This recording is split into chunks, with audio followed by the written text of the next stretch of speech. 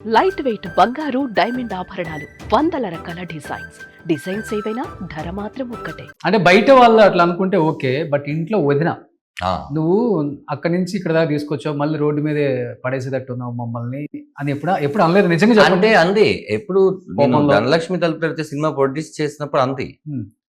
ఆ తర్వాత నేను చెప్పాను, ఇదిగో ఇక్కడే సంపాదించాం, మళ్ళీ ఇక్కడే పెట్టాం, మళ్ళీ ఇక్కడే వస్తాయి అని ఏదో పిచ్చి కథలు చెప్తాం. అలా చెప్పుకుంటూ ఉన్నాం. కాకపోతే ఇప్పుడు వరకు ఈ 2 years తన సిరి ఈవెంట్స్ అని తను పెట్టి ఇప్పటి వరకు మరి నాకు సంపాదన, ఇల్లు గడవాలి, కారు పెట్రోల్ గడవాలి, ఇంటి ఈఎంఐలు గడవాలి, ఎంతో కొంత కట్ అయిపోతూనే ఉంటుంది కదా బ్యాంక్లోంచి. తన ఈవెంట్స్ అన్నీ చేసి నా ఖర్చులు కూడా తను ఇచ్చి ఇప్పటి వరకు తను చూసుకుంటుంది. ఎందుకంటే తనకి ఈ సినిమా మీద నమ్మకం. నువ్వు సక్సెస్ కొడతావు ఖచ్చితంగా అని 2 years నుంచి నన్ను చూసుకుంటుంది ఎవరైతే ఉన్నారో అది మా ఆవిడ. సో ఫైనాన్షియల్ గా 2.5 years నుంచి వదిన ఇల్లు అంతా నడుపుతుంది. అంటే ఈ సినిమా నేను ఫ్రీగా చేయలేదు, నాకు మంచి రెమ్యునరేషన్ ఇచ్చారు.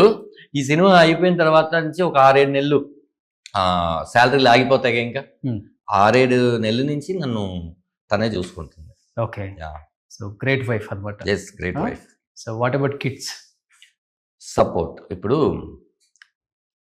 మా అబ్బాయికి చిన్నోడికి వచ్చేసేమో 8 years, పెద్దోడు ఇంటర్ ఫస్ట్ ఇయర్. ఒక 10 years గ్యాప్ ఉంది వాళ్ళిద్దరి మధ్య.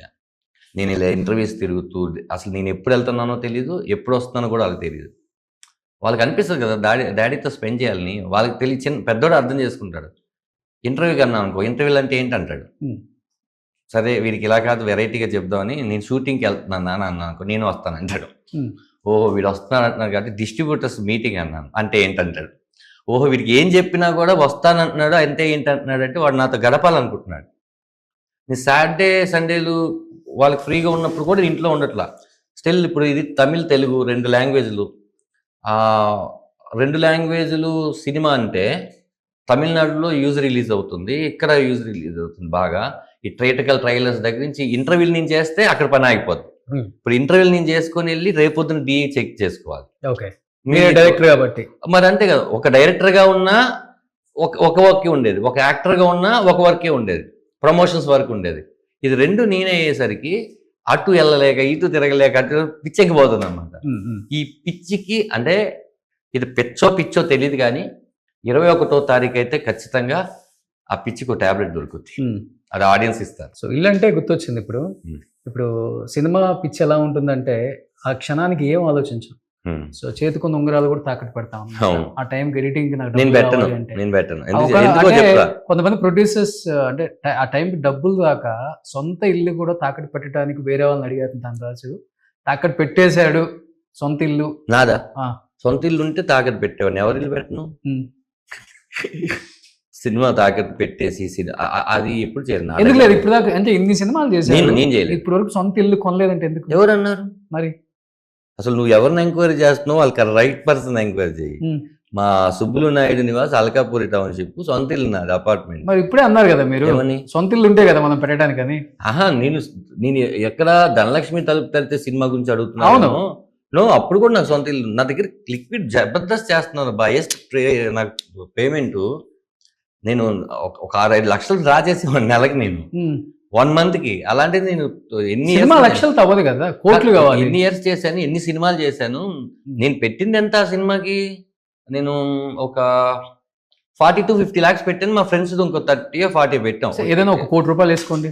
కాదు అందులో వాళ్ళు పోగా నాది పోయింది 50 lakhs. ఆ 50 lakhs చాలా ఎక్కువ డబ్బులు. 50 lakhs అదే నేను చెప్తుంది. నేను ఎవరికి ₹1 ఆపలేదు.